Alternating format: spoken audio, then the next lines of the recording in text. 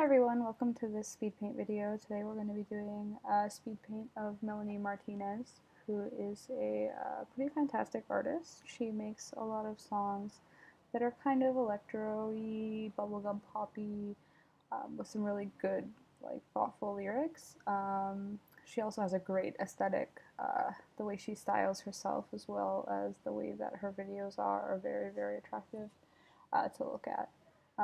Actually, I've heard as well that she directs her own music videos, which is pretty cool, and not you don't see that a lot anymore in music videos. That the singer is actually that interested in the whole aspect of making music videos. So good for her. I really respect her for that.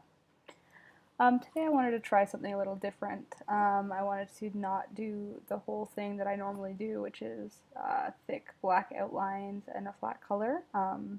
I struggled a little bit breaking away from this kind of style and this speed paint, but I think overall it turned out pretty good.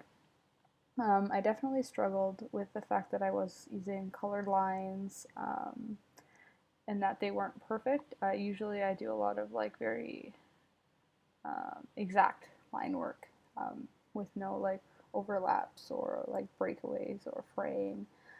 Whereas I was a lot looser in this piece than I normally am. So it was kind of a struggle in the beginning, but once I got the hang of it and kind of got more comfortable in what I was doing, I ended up being alright with it. Yeah, so right now we're kind of working on like a stylized version, more in my style. It's not supposed to have a perfect photorealistic approach by any means, but it wasn't looking exactly how I wanted it to at this point. I think her face is just off. Like it's nicely done, I guess, and it's an interesting face and whatever, but it's just not her. It didn't work. So you'll see later that I end up actually fixing it up. I end up moving up the eyes, the bangs, the eyebrows, making her eyes more round, stuff like that to make it look a little bit more like who Melanie actually is. And less stylized. Still stylized, definitely. It doesn't become photorealistic by any means, but it's more more so likeness than it is now. So where we're at with her hair right now, I wanted to do the purple instead of doing the black that she actually has, just because there was no actual black in this piece. Other than if I had done the hair that color, so I thought it would look pretty jarring and kind of strange. So I was like, oh, I'll do it purple, it'll work well color-wise, it'll keep the kind of pastel aesthetic theme going on, and that kind of thing, but I had to change it. I had to make it darker, more black, because right now as it is, I think the pink is too light and the purple is too light, or sorry, the pink is too dark and the purple is too light, and so there's not enough contrast there. So I end up later fixing that and kind of playing around with it. So that's good. It ends up looking a lot better by the end of the video. But it's just kind of interesting, especially when you see those flashes of the original sketch. It looks completely different. And then this looks completely different from the final as well. So it kind of has the stages of what I went through in the speed painting and kind of discovering what I was going with. And so here you can see I start actually doing the fixing and the touch-ups where I'm moving up her bangs and giving more space for her eyebrows, because that's one thing that Melanie really has style-wise, is those big, thick, on fleek eyebrows. So I had to make sure I get those in and didn't cover them by the bangs. So I'm fixing them up here, and soon you'll see that I'll be fixing up the eyes. I have to move them up and I have to change the shape. I don't change the shape so much on the right eye, but on the left eye I do a lot more, making it more of a round circle shape and less of like an angular shape. Because if you notice on Melanie, she really doesn't have angular eyes. Her eyes are very circular, very big and very circular, so I had to kind of fix that up. I also had to darken around the bottom lashes, because that's something that I noticed she tended to do, is make these dark eyeliner-y things on the bottom lash as well as the top. And so now I'm working on her teeth and her lips and trying to make them look a little bit better. She kind of goes through these stages of sort of looking either like a rabbit or a bad child with a missing tooth or something. It's not too flattering. And it does take me a couple of tries over and over again, as you can see here, trying to fix it and make the mouth shape better, and get those teeth in, because it's a very iconic thing that she has, the cat teeth, the English teeth, the Kate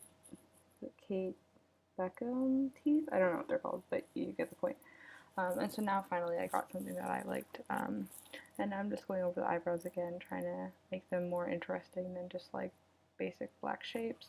I decide here to darken up the eyeliner and the hair. I darken the purple and I lighten the pink, so there's that more contrast that I was talking about, making it look a little bit more like Melanie, so that it's a little bit more readable, a little bit more iconic.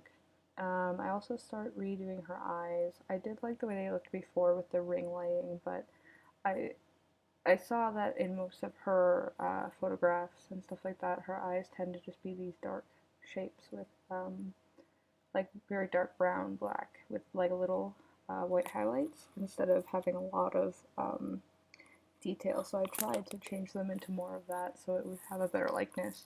And so at this point, I'm basically done kind of with her face, more or less. So now I'm just working on the background elements and the flowers, doing some peonies to go around her in the composition and kind of finish up the piece.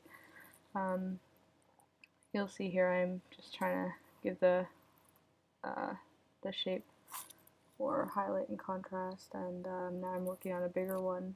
I do a lot of doing one, like I'll paint one and then I'll duplicate and flip or rotate it so that it's in a slightly different way so it doesn't look like an exact copy, but still saves me the work.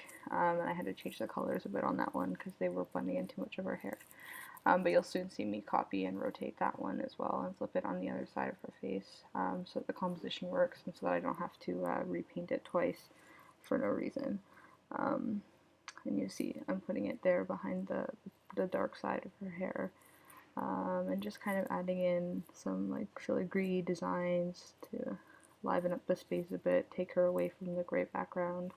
And now I'm adding in these other flowers, and actually I really wanted to paint these kinds of flowers for a long time. I actually have a succulent plant in my house, and it randomly started growing these things, like this big stalk with these flowers, and I didn't even know it was a flowering succulent, so but they were really cool looking, so I just had the urge really to paint them and put them in a drawing, so I decided to put it in this one since it would have the peonies anyways. And so here I'm doing the last peony to go under her, but it ends up being too close to her hair color and to her shirt color, which I'm doing right now. So I ended up having to modify the color and put in a little shadows there with like a black overlay just so that it would take it apart a bit. And now I'm adding the crown. And I made kind of a bad decision to put soothers on the top as gems because I thought it would be kind of funny, but it looks horrible, so I get rid of them thankfully and just replace them with pink gems, and then I put a large tear-shaped diamond jewel, whatever, in the middle to kind of pay homage to the crybaby aspect.